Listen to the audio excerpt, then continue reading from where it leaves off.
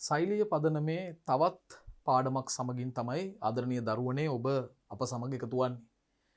පසුගිය පාඩමේදී අපි සාකච්ඡා කරා ද්විත්ව පටලමය ඉන්ද්‍රියිකා පිළිබඳව. අද දවසේ අපි ඒක පටලමය ඉන්ද්‍රියිකා වලින් යම් ප්‍රමාණයක් ඉන්ද්‍රියිකා ගැන අධ්‍යයනය කරන්නයි මේ සූදානම් වෙන්නේ. ඒක පටලමය ඉන්ද්‍රියිකා ගැන සාකච්ඡා කරන්නට පෙර ආතුව අපිට මුලින්ම අද මුණ ගැහෙන්නේ පටලයක් රහිත ව්‍යුහයක්. ඇත්තරම ඉන්ද්‍රියිකාවක් කියලා අදහස් කරන්නෙම පටලමය ආවරණයක් සහිත සෛලීය ව්‍යුහවලට. යම්කිසි ව්‍යුහයකට පටලමය ආවරණයක් නැත්නම් ඒවා විශේෂයෙන් ඉන්ද්‍රියිකා කියලා සඳහන් කරන්නේ නැහැ. ඔවුන්ව සඳහන් කරන්නේ උපසෛලීය සංඝටක කියලා. සෛලයක් ඇතුලේ තියෙන කොටස්. දැන් එහෙම හම්බෙන උපසෛලීය සංඝටකයක් තමයි ප්‍රෝටීන සංශ්ලේෂණය සිද්ධ කරන රයිබෝසෝම. සෛලයක බහුලතම උපසෛලීය සංඝටකය තමයි රයිබෝසෝම. මොකද සංඛ්‍යාත්මකව වැඩිපුරම ඉන්නේ රයිබෝසෝම. රයිබෝසෝම නිර්මාණය වන්නේ න්‍යෂ්ටිකාව මගින්. ඒක අපි න්‍යෂ්ටිය පාඩමේදී සඳහන් කරා. න්‍යෂ්ටියේ කෘත්‍යයක් විදිහට ප්‍රෝටීන සංශ්ලේෂණය සඳහා අවශ්‍ය වන RNA සහ රයිබෝසෝම උපේකක න්‍යෂ්ටිකාව විසින් නිපදවලා දෙන බව අපි සඳහන් කරා. අපි ඉගෙන ගත්තා. ඒතර න්‍යෂ්ටිකාවෙන් හැදෙන මේ රයිබෝසෝම උප ඒකක දෙකකින් සමන්විතයි. එක උපේකකයකට කියන්නේ විශාල උපේකකය, අනිත් එක කුඩා උපේකකය. එතකොට ප්‍රෝටීන සංශ්ලේෂණය සිදු කරන උපසෛලීය සංඝටකයක් උපේකක දෙකකින් හැදෙනවා. එකකට කියනවා විශාල උපේකකය, අනෙක කුඩා උපේකකය. හරි? එතකොට රසායනික වශයෙන් රයිබෝසෝමයක් සමන්විත වෙන්නේ සංඝටක දෙකකින්. එකක් තමයි RNA, අනිත් එක ප්‍රෝටීන. ඒ නිසා මම ලියනවා ඒවා RNA සහ ප්‍රෝටීන වලින් තමයි හැදිලා තියෙන්නේ, සෑදී තියෙන්නේ. RNA සහ ප්‍රෝටීන වලින් තමයි සෑදී තියෙන්නේ. රයිබෝසෝම වර්ග දෙකකට වෙන් කරන්න පුළුවන්. කුඩා රයිබෝසෝම සහ විශාල රයිබෝසෝම. ඒ කියන්නේ 70 වයස් රයිබෝසෝම සහ 80 වයස් රයිබෝසෝම කියලා වර්ග දෙකක් තියෙනවා. රයිබෝසෝම වර්ග දෙකකි. එනම් 70 S රයිබෝසෝම සහ 80 S රයිබෝසෝම ලෙස වර්ග දෙකක් රයිබෝසෝම වල අපිට දැක ගන්නට පුළුවන්. දැන් 70 S රයිබෝසෝම දකින්න ලැබෙන ස්ථාන ගැන අපගේ කලින් පාඩමකදී මම සඳහන් කළා. කොහෙද? දැන් ඔයාට මතකයි. දැන් දරුවන්ට මතක වෙන්න ඕනේ මේ දේවල් මතක් කරලා බලන්න. කොහෙදද අපිට මුණ ගැහුනේ 70 S රයිබෝසෝම? එකක් ප්‍රාග්න්‍යෂ්ටික සෛලප්ලාස්මයේ තියෙනවා. ඒ වගේම හරිතලව පංජරය තුල තියෙනවා. මයිටොකොන්ඩ්‍රියා පූරකය තුල දකින්න පුළුවන්. ඒ අනුව රයිබෝසෝම 70 S කොහෙද දකින්න ලැබෙන්නේ? ප්‍රාග්න්‍යෂ්ටික සෛලප්ලාස්මයේ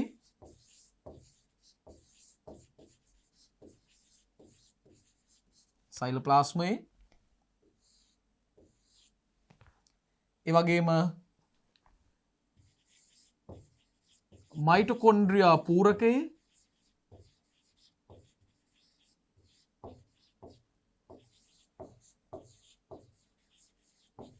සහ හරිතලව පංජරයේ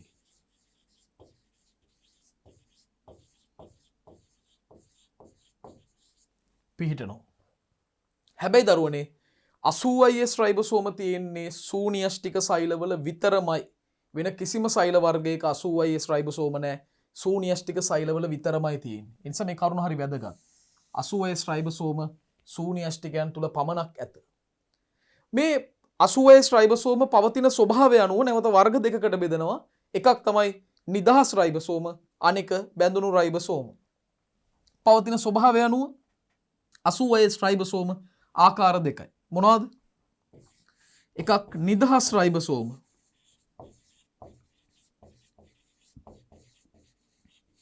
සහ අනෙක බැඳුණු රයිබෝසෝම. මොකද්ද මේ වෙනස? අපි කතා කරමු. නිදහස් රයිබෝසෝම සහ බැඳුණු රයිබෝසෝම. මේ නිදහස් රයිබෝසෝම කියන රයිබෝසෝම උපේකක මේවා සයිටෝසෝලේ නැත්නම් සෛලප්ලාස්මයේ තුල කාණ්ඩයක් ලෙස නිදහසේ ඉන්නවා. කිසිම පටලයකට සම්බන්ධ වෙලා නැහැ. හැබැයි බැඳුණු රයිබෝසෝම කියන්නේ රළු අන්තක්ප්ලාස්මීය ජාලිකා පටලයේ පිටත පෘෂ්ඨයට සම්බන්ධ වෙලා ඉන්න බැඳිලා ඉන්න අය. ඒ නිසා ඒ අයට කියන්නේ බැඳුණු රයිබසෝම කියලා. නිදහස් රයිබසෝම සයිලෝප්ලාස්මය තුල කාණ්ඩයක් ලෙස නිදහසේ පවතින්නේ බලන්න. සයිලෝප්ලාස්මය තුල කාණ්ඩයක් ලෙස නිදහසේ ඉන්නවා. හැබැයි බැඳුණු රයිබසෝම රළු අන්තක්ප්ලාස්මීය ජාලිකාවේ පටල පෘෂ්ඨයට බැඳිලා ඉන්නවා. රළු අන්තක්ප්ලාස්මීය ජාලිකාවේ පටල පෘෂ්ඨයට තමයි බැඳුණු රයිබසෝම සම්බන්ධ වෙලා ඉන්නේ. ඉතින් රයිබසෝම වල ව්‍යුහය ගැන ওই දේවල් තමයි අපිට සාකච්ඡා කරන්න තියෙන්නේ. ඉතින් අපි දැනටමත් දන්නවා රයිබසෝම වල කෘත්‍යය මොකද්ද? ඒ තමයි දරුවනේ ප්‍රෝටීන සංශ්ලේෂණය කිරීම. සෛලයට අවශ්‍ය වන්නා වූ ප්‍රෝටීන සංශ්ලේෂණය කරන්නේ රයිබසෝම මගින්. ප්‍රෝටීන සංශ්ලේෂණ ක්‍රියාවලිය අණුක ජීව විද්‍යාව පාඩමේදී අපි සාකච්ඡා කරනවා. ඒතර ප්‍රෝටීන සංශ්ලේෂණය තමයි රයිබසෝම වල මූලික කාර්යය. දැන් රයිබසෝම පිළිබඳ සාරාංශයකට ආවොත් රයිබසෝම කියන්නේ ඕනෑම සෛලයක දකින්න ලැබෙන පොදු ව්‍යුහයක්. සෛලයක සංඛ්‍යාත්මකව බහුලවම ඉන්න ව්‍යුහය තමයි රයිබසෝම. පටලයක් නැති නිසා ඉන්ද්‍රිකාවක් නෙමෙයි මෙයා උපසෛලීය සංඝටකයක්. සෛලයක ප්‍රෝටීන සංශ්ලේෂණය සිදු කරන උපසෛලීය සංඝටකය තමයි රයිබසෝම. රයිබසෝම නිපද වෙන්නේ න්‍යෂ්ටිකාව තුල. සාමාන්‍ය රයිබසෝමයක් උපේකක දෙකකින් සමන්විතයි. කුඩා උපේකකය සහ විශාල උපේකකය කියලා. රයිබසෝම වල රසායනික සංයුතිය RRNA සහ ප්‍රෝටීන. රයිබසෝම දෙවර්ගයක් තියෙනවා 70S රයිබසෝම සහ 80S රයිබසෝම. සාමාන්‍යයෙන් 70S රයිබසෝම දකින්න ලැබෙන්නේ ප්‍රාග්න්‍යෂ්ටික සෛලෝප්ලාස්මය, මයිටොකොන්ඩ්‍රියා පූරකය සහ හරිත ලව පංජරය තුල. 80S රයිබසෝම දකින්න ලැබෙන්නේ සූන්‍යෂ්ටික සෛලවල විතරමයි. ඒවත් ආකාර දෙකකට දකින්න පුළුවන්. නිදහස් රයිබසෝම සහ බැඳුණු රයිබසෝම කියලා. නිදහස් රයිබසෝම කියන්නේ සූන්‍යෂ්ටික සෛලෝප්ලාස්මය තුල කාණ්ඩයක් ලෙස නිදහසේ විසිරී පවතින රයිබසෝම. බැඳුණු රයිබසෝම කියන්නේ රළු අන්තක්ප්ලාස්මීය ජාලිකාවේ පටලයේ පෘෂ්ඨයට සම්බන්ධ වෙලා ඉන්න රයිබසෝම. රයිබසෝම වල කාර්යභාරය වෙන්නේ දරුවනේ ප්‍රෝටීන සංශ්ලේෂණය කිරීම. හරිම සරලයි. ඔන්න අපි රයිබසෝම සාකච්ඡා කරලා අවසන්. දැන් මම කැමති සාකච්ඡා කරන්න මීළඟට අන්තක්ප්ලාස්මීය ජාලිකා. දරුවනේ දැන් අපි අන්තක්ප්ලාස්මීය ජාලිකා පිළිබඳවයි සාකච්ඡාවේ නිරත වෙන්න හදන්නේ. අන්තක්ප්ලාස්මීය ජාලිකා සම්බන්ධයෙන් ඔබට පේනවා ඇති හිස් අවකාශයක් තියෙනවා. මෙතන මම අන්තක්ප්ලාස්මීය ජාලිකාව ඇඳලා ඒ වගේම මේක අර්ථ දැක්වීමකුත් සටහන් කරන්නයි සූදානම් වෙන්නේ. අන්තක්ප්ලාස්මීය ජාලිකාව රූප සටහනකින් නිරූපණය කළොත් මේ බලන්න.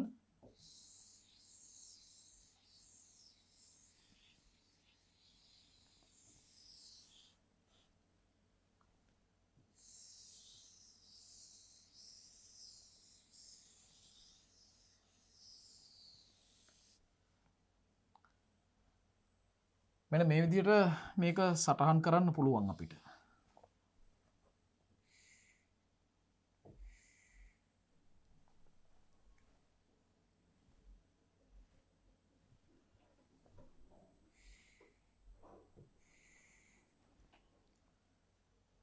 ත්‍රිමානීය පෙනුමක් ලැබිලා තියෙනවා. දැන් මම මේ කියන දේවල් ටික හොඳට බලන්න. මම කියන අදහස් ටික හොඳට තේරුම් ගන්න බලන්න. මේ මම තිත් වලින් ලකුණු කරන ප්‍රදේශය, නිල් පාට තිත් වලින් ලකුණු කරන මේ ප්‍රදේශය, මේක මම හඳුන්වනවා අන්තක්ප්ලාස්මීය ජාලිකා කුහරය කියලා. මේ තමයි අන්තක්ප්ලාස්මීය ජාලිකා කුහරය. කුහරමය ප්‍රදේශයක්. ඊළඟට මම රේඛාවලින් අඳුරු කරන මේ ප්‍රදේශය. මේක අයිති වෙන්නේ කොහෙටද?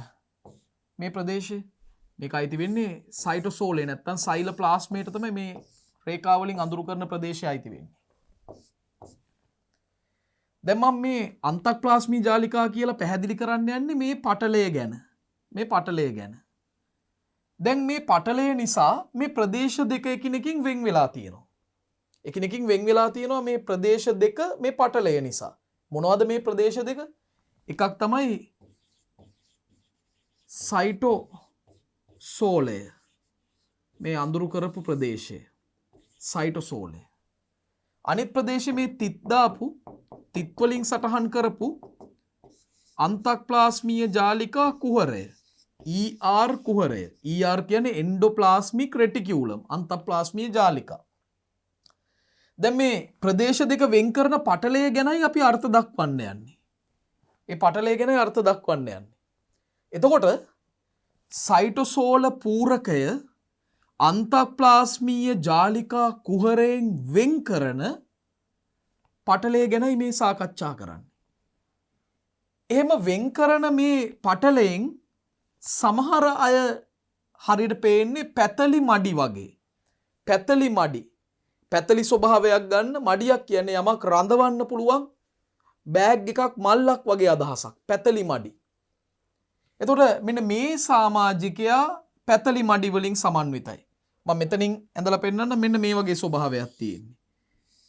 පැතලි මඩි. සමහරු පැතලි මඩි වලින් සමන්විතයි. සමහරු නාලාකාර මඩි වලින් මේ තියෙන්නේ නාලාකාර මඩි වලින් සමන්විතයි. මෙන්න මේ වගේ.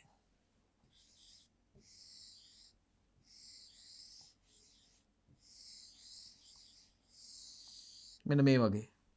නාලාකාර මඩි වලින් සමන්විතයි. එතකොට දැන් මේ අර්ථ දැක්වීම මෙහෙමයි දරුවෝ එන්නේ. සයිටෝසෝලීය පූරකය අන්තක්ප්ලාස්මීය ජාලිකා කුහරයෙන් වෙන් කරන පැතලිමය හෝ නාලාකාර මඩි වලින් සමන්විත අභ්‍යන්තර පටල පද්ධති ජාලය. මේ පටල සෛල අභ්‍යන්තරයේ ඉන්නේ ඒ වගේම දැලක් නැත්තම් ජාලයක් ලෙස ව්‍යාප්ත වෙලා තමයි අපිට නිරීක්ෂණය වෙන්නේ. ඒ වචන ටික අවසානයේට එකතු කරනවා. එතකොට ඒ අනුව කියවෙන්නේ මෙන්න මෙහෙමයි. සයිටෝසෝලීය පූරකය අන්තක්ප්ලාස්මීය ජාලිකා කුහරයෙන් වෙන් කරන අය එක්ක පැතලිමය මඩි ලෙස ඉන්නවා නැත්තම් නාලාකාර මඩි ලෙස ඉන්නවා.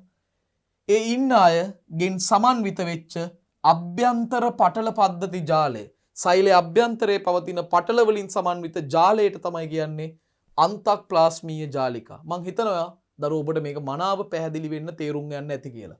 මාත් එක්ක කියන්න පුළුවන් සයිටෝසෝලීය පූරකය අන්තක්ප්ලාස්මීය ජාලිකා කුහරයෙන් වෙන් කරන පැතලිමය හෝ නාලාකාර හෝ මඩි වලින් සමන්විත අභ්‍යන්තර පටල පද්ධති ජාලය. අභ්‍යන්තර පටල පද්ධති ජාලය. ඒක තමයි අන්තක්ප්ලාස්මීය ජාලිකා කියලා කියන්නේ. අන්තක්ප්ලාස්මීය ජාලිකා. හරි?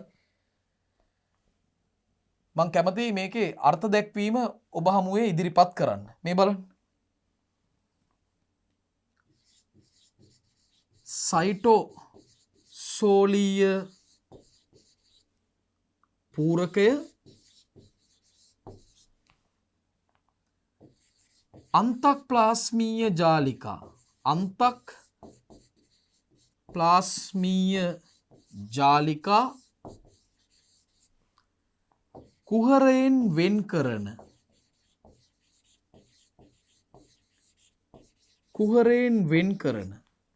සයිටෝසෝලීය පූරකය අන්තක්ප්ලාස්මීය ජාලිකා කුහරයෙන් වෙන් කරන පැතලිමය හෝ නාලාකාර හෝ මඩිවලින් සමන්විත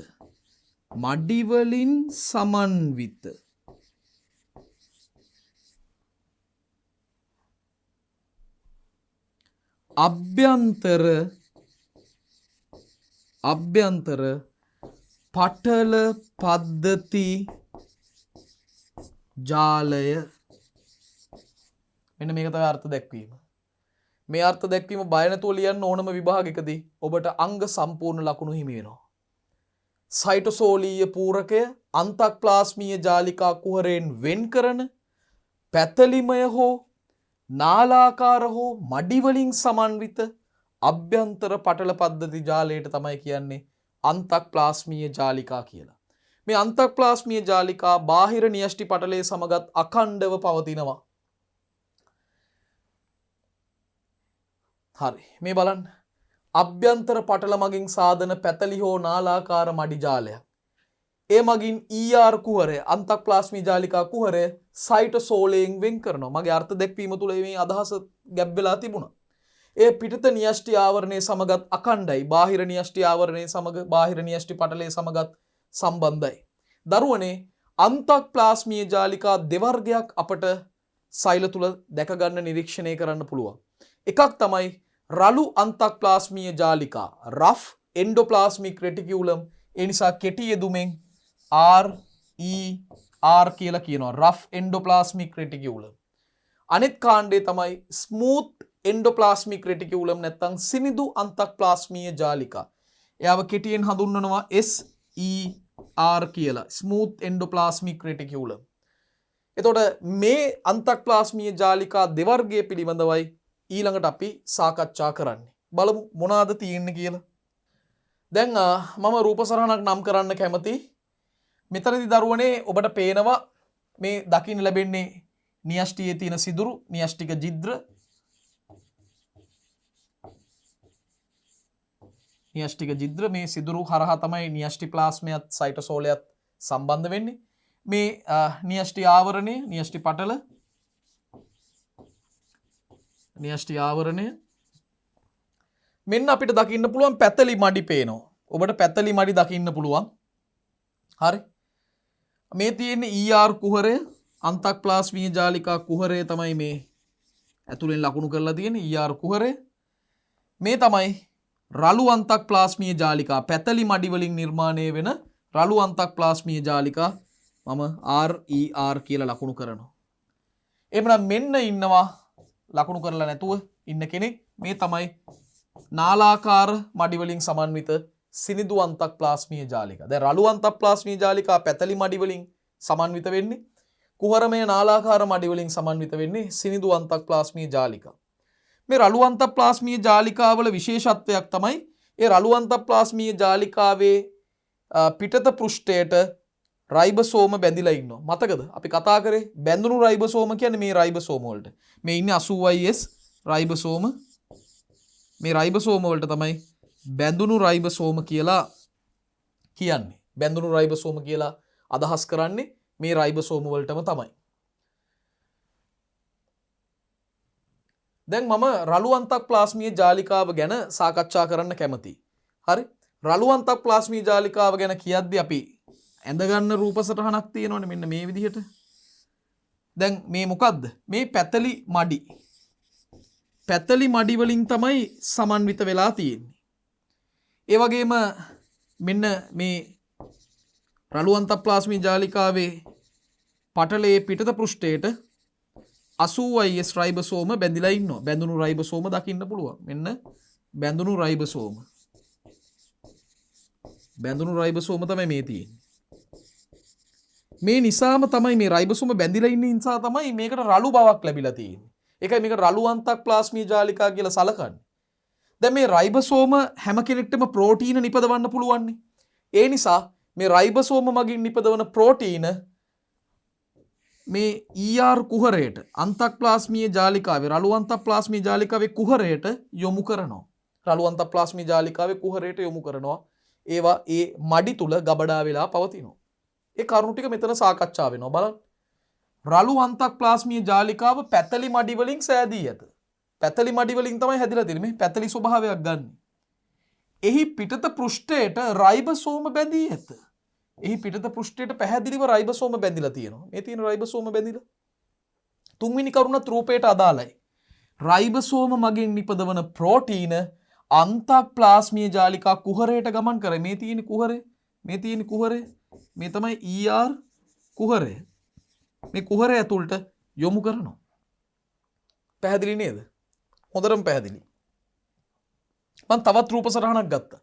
දරුවනේ මම මේ මගේ පාඩම් මාලාව ඉගැන්වීමේදී විවිධ රූප සටහන් රාශියක් භාවිතා කරනවා.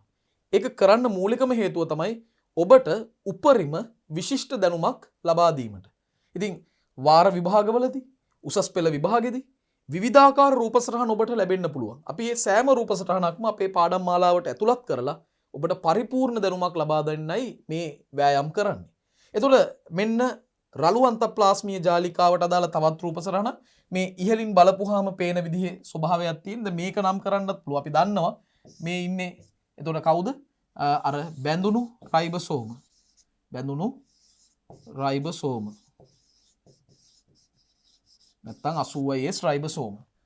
එතකොට මේ තියෙන්නේ රළු අන්තප්ලාස්මීය ජාලිකාවේ කුහරය තමයි මේ පේන්නේ.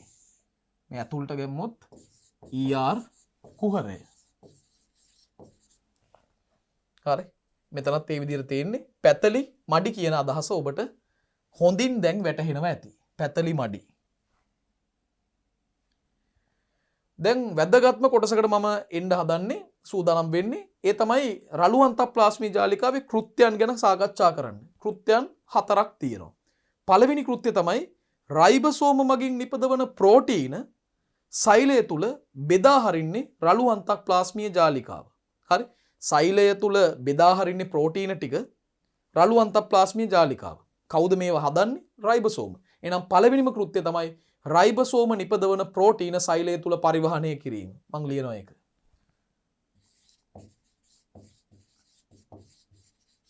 රයිබෝසෝම නිපදවන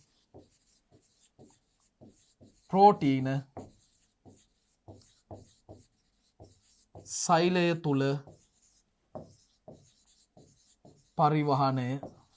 සෛලය තුල පරිවහනය කරනවා. රයිබෝසෝම මගින් නිපදවන ප්‍රෝටීන සෛලය තුල පරිවහනය කරනවා. හැබැයි දරුවනේ මේක හොඳින් තේරුම් ගන්න. රයිබෝසෝම නිපදවන ප්‍රෝටීන පරිවහනය කරන එක රළු අන්තප්ලාස්මීය ජාලිකාවේ කාර්යයක් වුණාට රළු අන්තප්ලාස්මීය ජාලිකාව ඉන්න තැනින් ගැලවිලා තව තැනකට ගිහිල්ලා ප්‍රෝටීන බෙදාගෙන යන්නේ නැහැ. ඒ වෙනුවට කරන්නේ එයාගේ නියෝජිතයන් නිර්මාණය කරනවා, නියෝජිතයන් පත් කරනවා.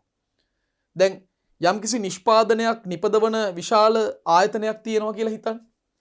ඒ ආයතනයේ සභාපතිතුමා එහෙම නැත්නම් ඒ ආයතනයේ ප්‍රධානියා ඒ නිෂ්පාදනය අරගෙන ගමින් ගමට යන්නේ නැහැනේ. දිස්ත්‍රික්කෙන් දිස්ත්‍රික්කයකට ගමන් කරන්නේ නැහැනේ.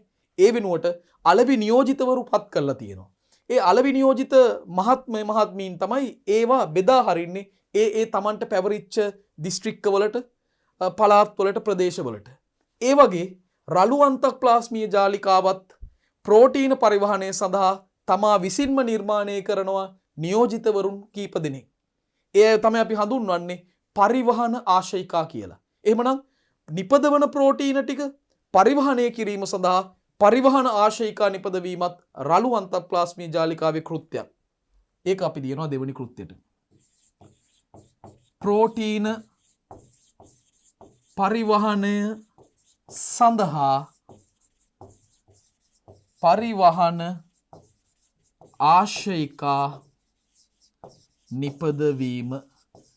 ප්‍රෝටීන පරිවහනය සඳහා පරිවහන ආශයිකා නිපදවීම දෙවනි කෘත්‍යය. තුන්වෙනි කාර්යභාරය තමයි රළු අන්තප්ලාස්මීය ජාලිකාවලට පුළුවන් ග්ලයිකෝප්‍රෝටීන සංශ්ලේෂණය කරන්න. ඒ කියන්නේ කාබෝහයිඩ්‍රේට් සමග ප්‍රෝටීන සම්බන්ධ කරලා නිර්මාණය කරන අණු වලට තමයි කියන්නේ ග්ලයිකෝප්‍රෝටීන කියලා. ග්ලයිකෝප්‍රෝටීන සංශ්ලේෂණය කිරීමේ හැකියාව මෙයාගේ ඊළඟ කෘත්‍ය විදිහට සලකන්න පුළුවන්. තුන්වෙනි කෘත්‍යය ග්ලයිකෝප්‍රෝටීන සංශ්ලේෂණය. ග්ලයිකෝප්‍රෝටීන සංශ්ලේෂණය තමයි තුන්වෙනි කාර්යභාරය. හතරවෙනි කාර්යභාරය ඔබට පේනවා ඇති මම තිත්තිරිපේලි කඩේරිපීලි දෙකක් වෙන් කරගත්ත ටිකක් දිග කෘත්‍යයක්. මේ රළු අන්තප්ලාස්මීය ජාලිකාවලට විශේෂ හැකියාවක් තියෙනවා ෆොස්ෆොලිපිඩ, ප්‍රෝටීන, කාබෝහයිඩ්‍රේට් එක්ස්ප්‍රෙස් කරන්න. දැන් පොඩ්ඩක් තර්කානුකූලව හිතන්න.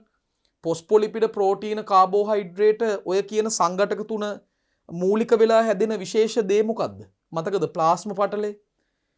මම ප්ලාස්ම පටලයේ පාඩම් මාලාවේදී කිව්වා ප්ලාස්ම පටලයේ නිර්මාණය කිරීම සඳහා දායක වෙන සංයෝග වලින්ම සෛලයේ අනිකුත් පටලත් නිර්මාණය වෙනවා කියලා. මොකද ප්ලාස්ම පටලයේ සංයුතියට සමානයි සෛලයේ අනිකුත් ඉන්ද්‍රිකාවල පටලත්. ඒ අනුව ෆොස්ෆොලිපිඩ, ප්‍රෝටීන, කාබෝහයිඩ්‍රේට් එක්ස්ප්‍රෙස් කර ගැනීමේ හැකියාවක් තියෙනවා මේ රළු අන්තප්ලාස්මීය ජාලිකාවට. එයාට පුළුවන් මේ දේවල් එක්ස්ප්‍රෙස් කරගෙන තම පටල වර්ධනය පහසු කරන්න. තමාගේ පටලයේ කැඩිලා බිඳිලා ගිහිල්ලා නම්, ගෙවී යාම් වලට ලක් වෙලා නම් ඒව නැවත අලුත් වැඩියා කරගන්න එයාට පුළුවන් මේ අමුද්‍රව්‍ය භාවිතා කරලා. ඒ නිසා තමා විසින්ම තමාගේ පටල වර්ධනය කරගන්නවා පහසුවෙන්. ඒ නිසාම මොවුන්ට පට බැඳිලා තියෙන නාමයක් ඒ තමයි පටල කර්මාන්ත ශාලා කියලා. සෛලයක පටල කර්මාන්ත ශාලා කියන්නේ රළු අන්තප්ලාස්මීය ජාලිකාවලට. එhmenan හතරවෙනි කෘත්‍යය මොකද්ද? ප්‍රෝටීන, පොස්පොලිපිඩ, කාබෝහයිඩ්‍රේට එක් රැස් කරමින් තම පටල වර්ධනය පහසු කරයි. right. අපි ලියමු. පොස්පොලිපිඩ,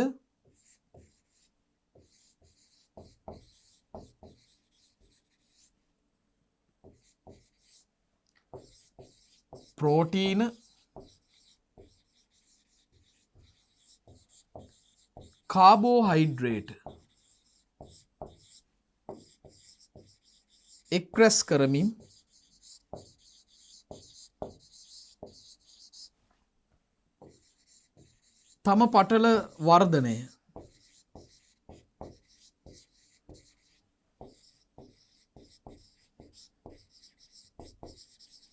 තම පටල වර්ධනය පහසු කිරීම. මෙන්න හතරවෙනි කෘත්‍යය. පොස්පොලිපිඩ, ප්‍රෝටීන, කාබෝහයිඩ්‍රේට එක් රැස් කරමින් තම පටල වර්ධනය පහසු කිරීම. එහෙනම් දරුවනේ අපි සාරාංශයකට එමු. රළු අන්තක්ප්ලාස්මීය ජාලිකාවේ කෘත්‍යයන් මොනවද? පළවෙනි කෘත්‍යය තමයි රයිබසෝම නිපදවන ප්‍රෝටීන සෛලය තුල පරිවහනය කිරීම. ඒ සඳහා පරිවහන ආශයිකා නිපදවීම දෙවනි කෘත්‍යය. තුන්වෙනි කාර්යභාරය තමයි ග්ලයිකෝප්‍රෝටීන සංශ්ලේෂණය. හතරවෙනි කාර්යභාරය තමයි පොස්පොලිපිඩ, ප්‍රෝටීන, කාබෝහයිඩ්‍රේට රැස් කරමින් තම පටල වර්ධනය පහසු කර ගැනීම. ඒ නිසාම මොවුන්ට පටල කර්මාන්ත ශාලා කියලා හඳුන්වනවා. ඉතින් එහෙමනම් අපිට රළු අන්තප්ලාස්මීය ජාලිකාව ගැන හොඳ අවබෝධයක් ලැබිච්ච නිසා ඊළඟට යොමු වෙන්න පුළුවන් සිනිඳු අන්තප්ලාස්මීය ජාලිකාවට. සිනිඳු අන්තප්ලාස්මීය ජාලිකාව. මේ සිනිඳු අන්තප්ලාස්මීය ජාලිකාව අපි දන්නවා කුහරමය නාලාකාර මඩි වලින් සමන්විත වෙන ව්‍යුහයක්. බලන්න. කුහරයක් සහිත නාලාකාර මඩි වලින් තමයි සමන්විත වෙන්නේ. මේකේ පෘෂ්ඨයේ කොහිම වෙලාවකවත් රයිබසෝම දකින්න ලැබෙන්නේ නැහැ. ඒ නිසා රයිබසෝම රහිතව තමයි තියෙන්නේ.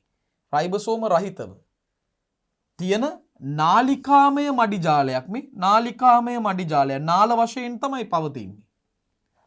හැබැයි දැන් රයිබසෝම නැති වුණාට පටලයට බැඳුණු එන්සයිම තියෙනවා. පටලයට බැඳිච්ච එන්සයිම දකින්න පුළුවන්. සියුම් ලෙස මෙන්න මෙහෙම එන්සයිම ඉන්නවා. පටලයට බැඳිච්ච එන්සයිම දකින්න පුළුවන්.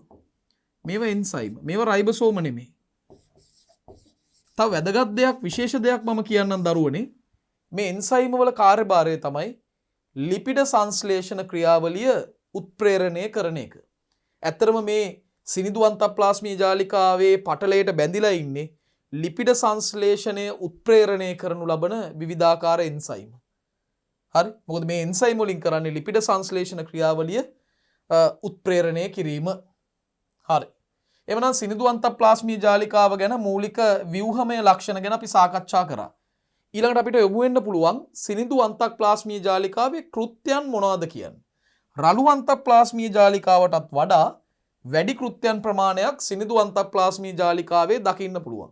තවත් රූපසටහනක් මම එකතු කරා දරුවන්ගේ අවබෝධය වැඩිවීම පිණිස.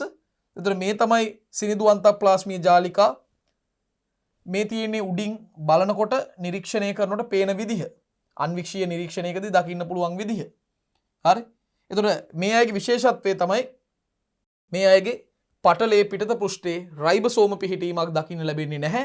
හැබැයි පටලයට බැඳිච්ච එන්සයිම වර්ග ඉන්නවා. ඒවා විශේෂයෙන්ම ලිපිඩ සංශ්ලේෂණයට වැදගත් වන එන්සයිම. කෘත්‍යයන් වලට මම එනවා. කෘත්‍යයන් පහක් තියෙනවා. දැන් රළු අන්තප්ලාස්මීය ජාලිකාවටත් වඩා සිනිඳු අන්තප්ලාස්මීය ජාලිකාවේ කෘත්‍යයන් වැඩි. පළවෙනිම කෘත්‍ය තමයි පොස්පොලිපිඩ, තෙල්, ස්ටෙරොයිඩ වගේ ලිපිඩ වර්ග සංශ්ලේෂණය. තෙල්, ස්ටෙරොයිඩ, පොස්පොලිපිඩ යන ලිපිඩ සංශ්ලේෂණය තමයි පළවෙනි කෘත්‍යය. හොඳට තර්කානුකූලව තේරුම් ගන්න. ලිපිඩ සංශ්ලේෂණය කරන්න මෙච්චර හැකියාවක් ලැබුණේ පටලයට බැඳිලා ඉන්න ලිපිඩ සංශ්ලේෂණය දිරිමත් කරවන එන්සයිම නිසා. තර්කානුකූලව විෂය කරුණු තේරුම් ගන්න. එහෙනම් පළවෙනි කරුණ තමයි තෙල්, ස්ටෙරොයිඩ, පොස්පොලිපිඩ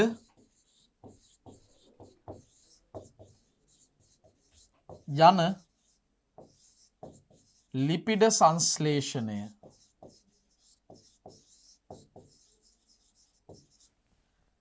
තෙල් ස්ටෙරොයිඩ පොස්පොලිපිඩ යන ලිපිඩ සංශ්ලේෂණය.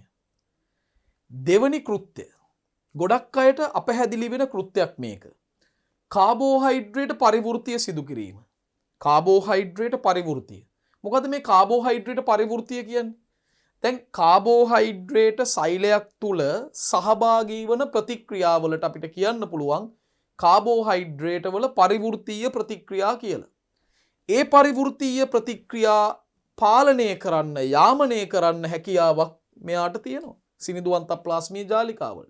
ඒ නිසා කාබෝහයිඩ්‍රේට පරිවෘත්තීය සිදු කිරීම කියන්නේ සෛලය තුල සිදුවන කාබෝහයිඩ්‍රේට සහභාගී වන ප්‍රතික්‍රියා සඳහා දායකත්වයක් සපයන්න සිනිඳු අන්තප්ලාස්මීය ජාලිකාවට හැකියාවක් තියෙනවා.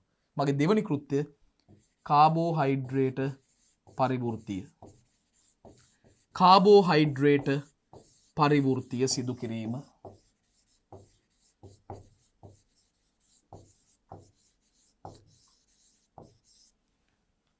තුන්වෙනි කෘත්‍යය.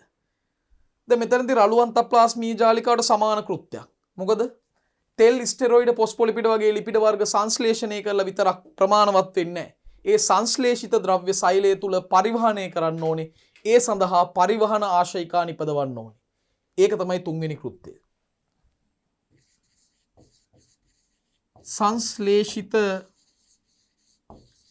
ද්‍රව්‍ය පරිවහනයට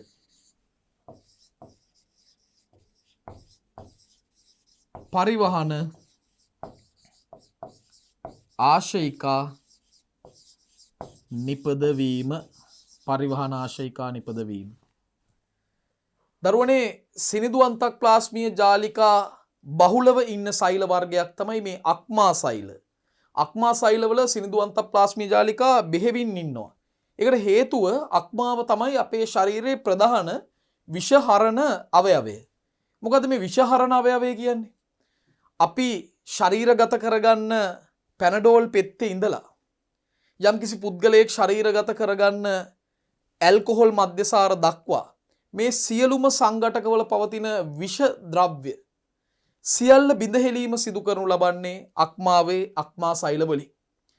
ඒ සඳහා දායක වෙන්න අක්මා සෛලවල බහුලව පිහිටා තියෙන සෛලීය ව්‍යුහය තමයි සිනිඳු අන්තප්ලාස්මීය ජාලිකාව. සිනිඳු අන්තප්ලාස්මීය ජාලිකාවට විෂ ද්‍රව්‍යවල විෂ බව ඉවත් කරන්න පුළුවන්. ඒකට කියන්නේ විෂහරණය කියලා. එhmenan විෂහරණයට දායක වෙනවා.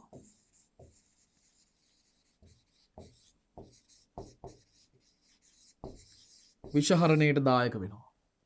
ඒ විතරක් නෙමෙයි. සිනිඳු අන්තප්ලාස්මීය ජාලිකාව සංචිත කෘත්‍යයක් ඉටු කරනවා. මොනවද සංචිත කරන්නේ? කැල්සියම් ධන 2 අයන සංචිත කරනවා. කැල්සියම් ධන 2 අයන සංචිත කිරීම සිදු කරනවා. කැල්සියම් ධන 2 අයන සංචිත කිරීම.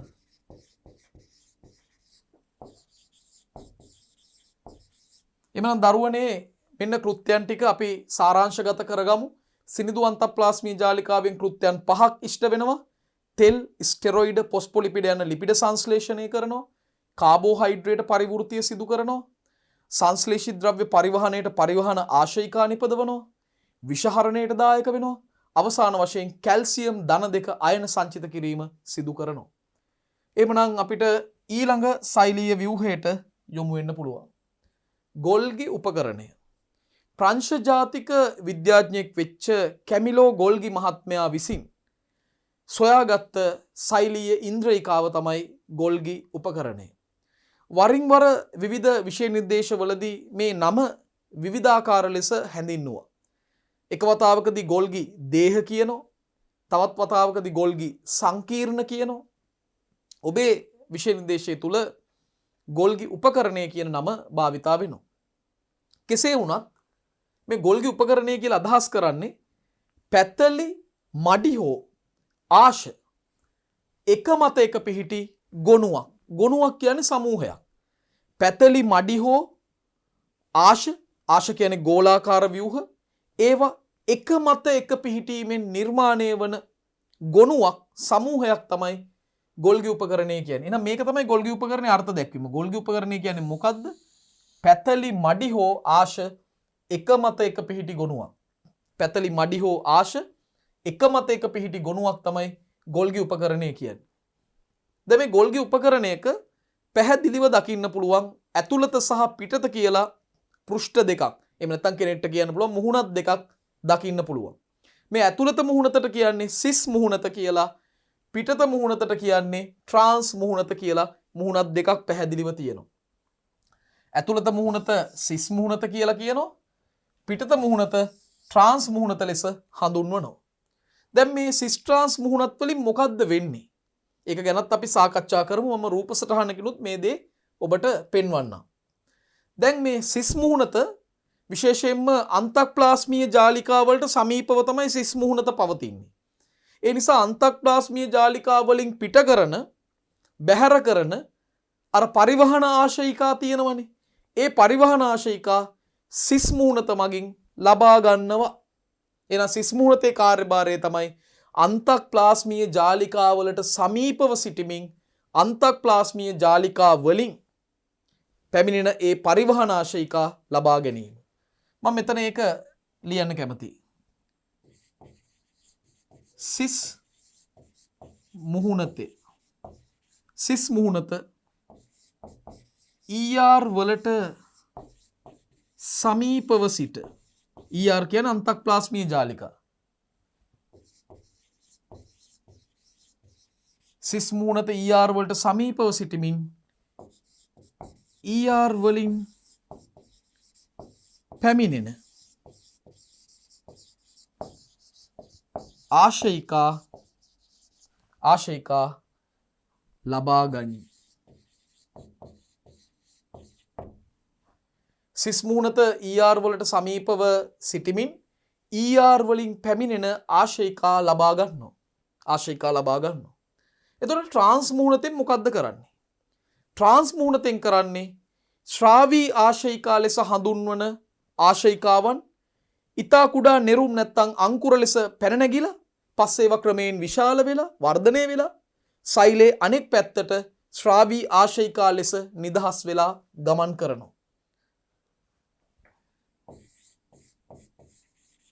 ට්‍රාන්ස් මුහුණතෙන් ශ්‍රාවී ආශයිකා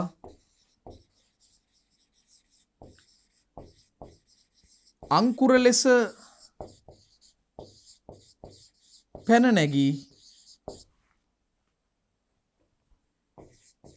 සෛලයේ අනෙක් පැත්තට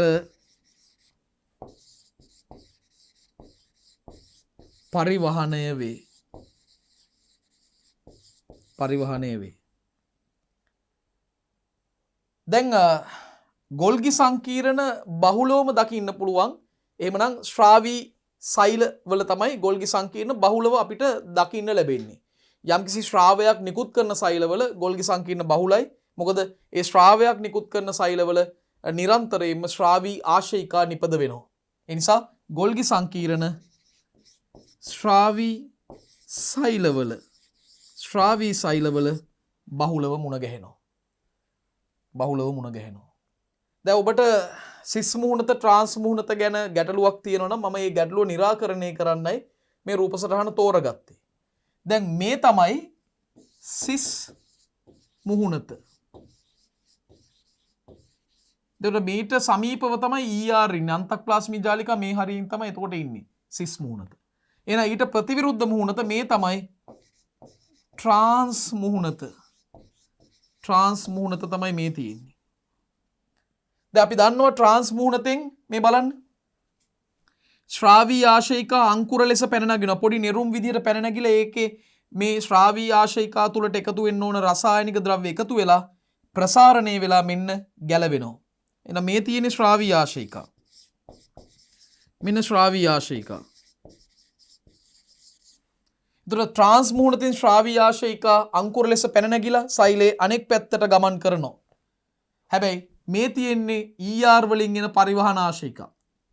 ඒවා සිස් මුහුණතින් ඇතුල් වෙන බව ඔබට පේනවා. මේ බලන්න මෙතනින් මේ පේන්නේ සිස් මුහුණතට බැඳෙනවා. දැන් මේ තියෙන්නේ පරිවහන ආශයිකා.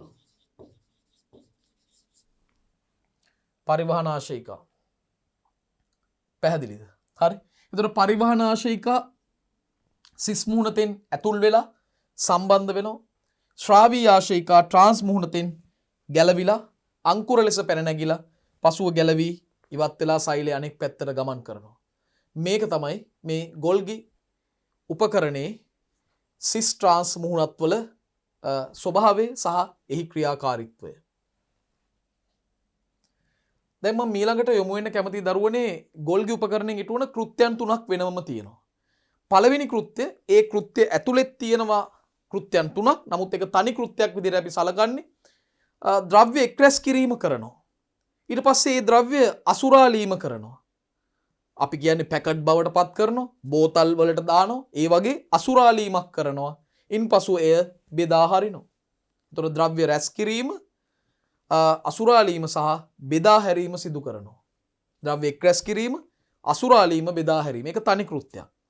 දෙවනි කෘත්‍යය තමයි ලයිසසෝම නිපදවීම. ඔන්න හරි විශේෂ අවස්ථාවක්.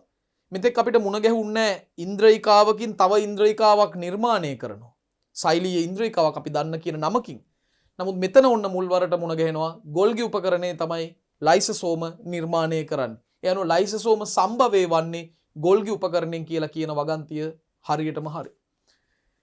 තුන්වෙනි කෘත්‍ය තමයි සෙලියුලෝස් හා සෙලියුලෝස් නොවන පෙක්ටින් බඳු සෛල බිත්ති සංඝටක නිපදවීම. ඉතින් මේක සරලව කියන්න පුළුවන්. සෙලියුලෝස් පෙක්ටින් වැනි සෛල බිත්ති සංඝටක නිපදවීම කියලා. නමුත් විශේෂ නිර්දේශය තුල සටහන් වෙලා තියෙන්නේ සෙලියුලෝස් හා සෙලියුලෝස් නොවන පෙක්ටින් බඳු සෛල බිත්ති සංඝටක නිපදවීම. ඒ කරුණු ටික අපිට එකතු කරන්න පුළුවන්. මේ බලන්න. ද්‍රව්‍ය එක්රැස් කිරීම,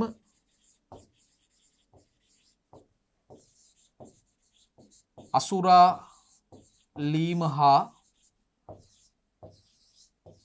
බෙදා හැරීම. ද්‍රව්‍ය එක්රැස් කිරීම, අසුරාලීම සහ බෙදා හැරීම. ඒක පළවෙනි එක. දෙවෙනි කෘත්‍යයට ටිකක් වැඩිපුර ඉඩක් තියෙන නිසා අපි අර තුන්වෙනියට කතා කරපු කෘත්‍ය ලියමු මෙතනින්.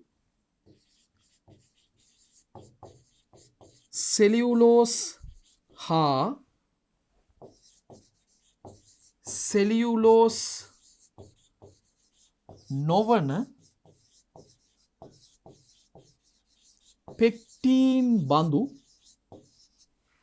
පෙක්ටින් බඳු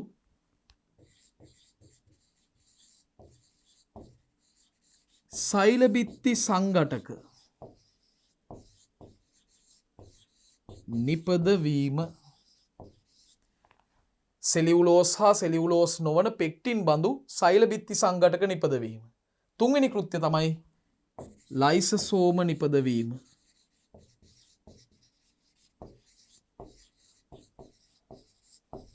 ලයිසසෝම නිපදවීම. එවන දරුවනේ මෙන්න ගොල්ගි උපකරණයට අදාළ කෘත්‍යයන් තුනක් තියෙනවා. පළවෙනි කෘත්‍ය තමයි ද්‍රව්‍ය එක්රැස් කිරීම, අසුරාලීම සහ බෙදා හැරීම.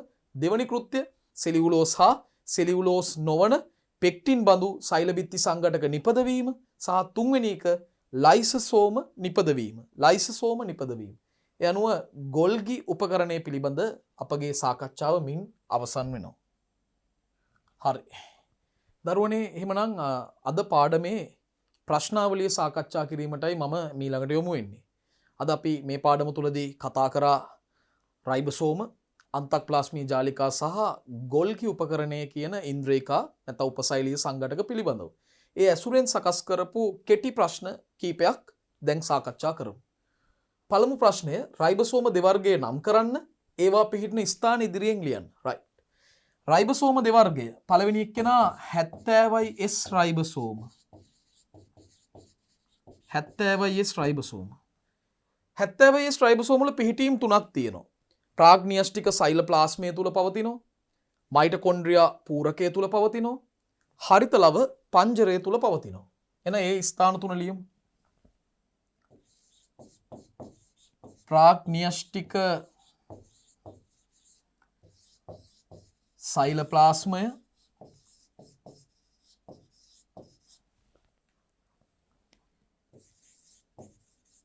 මයිටොකොන්ඩ්‍රියා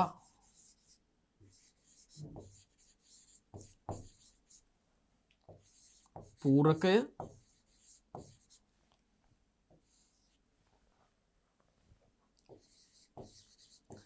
හරිත ලව පංජරය හරිත ලව පංජරය. දරුවනේ ඊළඟ රයිබසෝම වර්ගය තමයි 80S රයිබසෝම. 80S රයිබසෝම. මේකත් පිහිටන තැන් දෙකක් තියෙනවා. එකක් තමයි අර නිදහස් රයිබසෝම ලෙස සූනියෂ්ටික සයිටෝසෝලය තුල පවතිනවා. ඒ වගේම බැඳුණු රයිබසෝම විදිහට රළු අන්තක්ප්ලාස්මී ජාලිකාවේ පටල පෘෂ්ඨයට සම්බන්ධ වෙලා ඉන්නවා. ඒ නිසා 80S රයිබසෝම එකක් තමයි සූනියෂ්ටික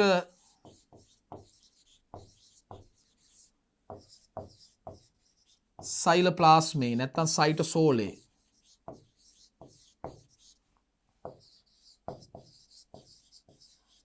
නිදහසේ පවතී. සූනියෂ්ටික සයිලෝප්ලාස්මේ නිදහසේ පවතිනවා. ඒ වගේම රළු අන්තක්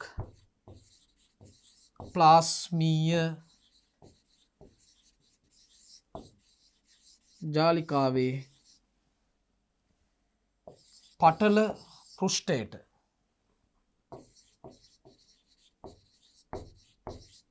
බැඳී පවතී. පටල පෘෂ්ඨයට බැඳී පවතී. ඒක තමයි පළවෙනි ප්‍රශ්නෙට අපිට ලබා දෙන්න පුළුවන් පිළිතුර. අපි දෙවෙනි ප්‍රශ්නයට යමු. රළු අන්තප්ලාස්මී ජාලිකාවෙන් ඉටුවන කෘත්‍ය කුමක්ද? කෘත්‍යයන් 4ක් තියෙනවා. ඉතින් හතරම දැන් අපි එකපාරක් ආයිත් මතක් කරලා ලියමු. පළවෙනි එක තමයි මොකද්ද? රයිබසෝම මගින් නිපදවන ප්‍රෝටීන සෛලය තුල පරිවහනය. දෙවෙනි එක ප්‍රෝටීන පරිවහනය සඳහා පරිවහන ආශයිකා නිපදවීම. තුන්වෙනි එක ග්ලයිකෝප්‍රෝටීන සංශ්ලේෂණය. හතරවෙනි එක දරුවනේ පොස්පොලිපිඩ ප්‍රෝටීන කාබෝහයිඩ්‍රේට රැස් කරමින් තම පටල වර්ධනය පහසු කිරීම. තම පටල වර්ධනය පහසු කිරීම. ඒ නිසා පටල කර්මාන්ත ශාලා කියලා රළු අන්තක්ප්ලාස්මී ජාලිකාවන් හඳුන්වන්න පුළුවන්. හරි අපි ලියමු. ලියන ගමන් දරුවෝ පාඩම් කරගන්න මාත් එක්ක. පළවෙනි කරුණ.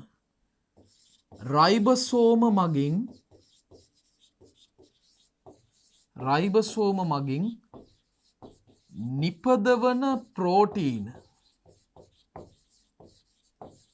සෛලය තුල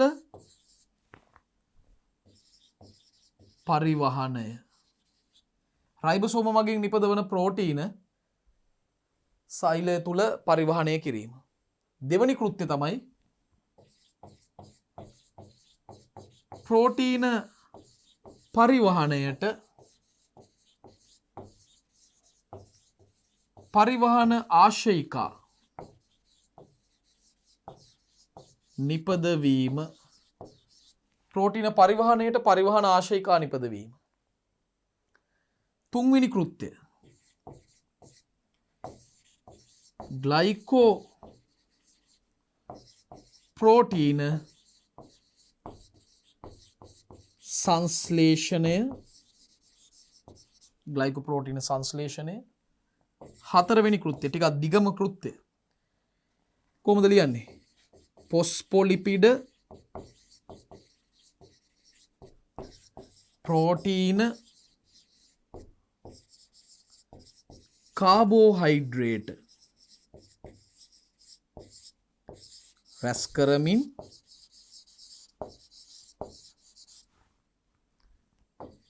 තම පටල වර්ධනය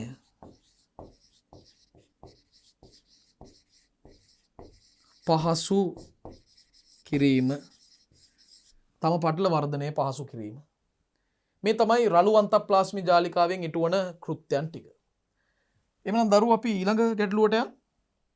සිනිඳු අන්තප්ලාස්මී ජාලිකාවෙන් ඉටුවන කෘත්‍යයන්. හරිම සරල ප්‍රශ්නයක්. කෘත්‍යයන් පහක් තියෙනවා. පහම මතක් කරලා ලියමු. මොකද්ද කෘත්‍යයන් පහ? පළවෙනි කෘත්‍ය තෙල්, ස්ටෙරොයිඩ, පොස්පොලිපිඩ යන ලිපිඩ සංශ්ලේෂණය. දෙවැනි කෘත්‍ය කාබෝහයිඩ්‍රේට පරිවෘතිය. තුන්වෙනි කෘත්‍ය සංශ්ලේෂිත ද්‍රව්‍ය පරිවහනයට පරිවහන ආශයිකා නිපදවීම. හතරවෙනි කෘත්‍ය විෂහරණයට දායක වීම.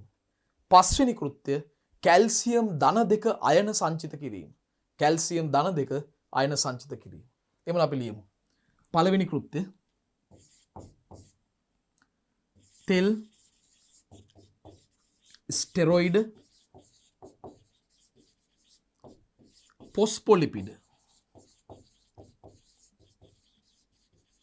යන ලිපිඩ සංශ්ලේෂණය.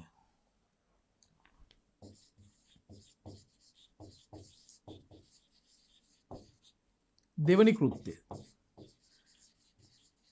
කාබෝහයිඩ්‍රේට පරිවෘතිය. කාබෝහයිඩ්‍රේට පරිවෘතිය. තුන්වෙනි කෘත්‍යය සංශ්ලේෂිත ද්‍රව්‍ය පරිවහනයට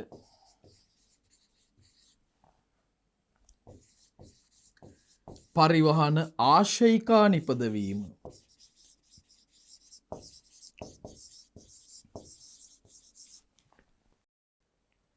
හතරවෙනි කෘත්‍යය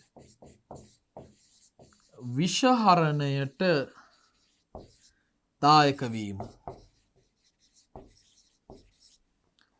අවසාන කෘත්‍ය දරුවනේ කැල්සියම් ධන 2 අයන සංචිත කිරීම. කැල්සියම් ධන 2 අයන සංචිත කිරීම. එතම අවසාන කෘත්‍යය. යනුව සිනිදු අන්තක්ප්ලාස්මී ජාලිකාව සම්බන්ධ සියලුම කෘත්‍යයන් අපි සාකච්ඡා කරලා ඒ වගේම ප්‍රශ්නයකට පිළිතුරු සපයලා අවසන් වෙනවා.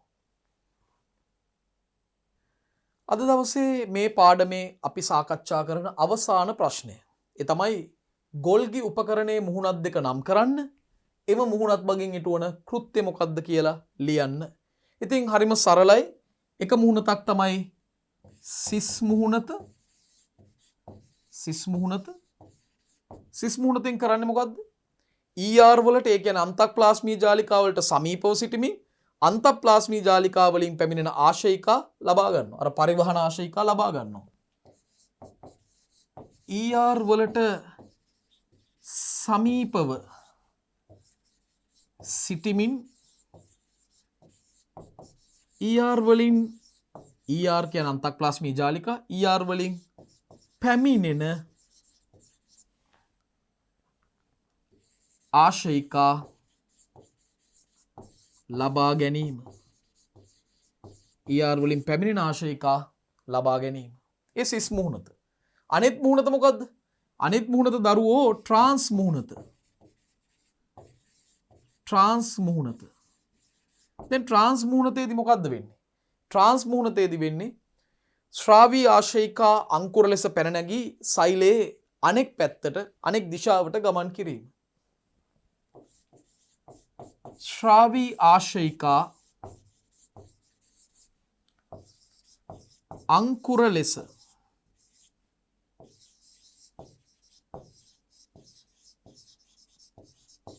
ශ්‍රාවී ආශයිකා අංකුර ලෙස පැන නැගී සෛලයේ අනෙක් පැත්තට ගමන් කිරීම. අනෙක් පැත්තට ගමන් කිරීම නැත්තම් පරිවහනය.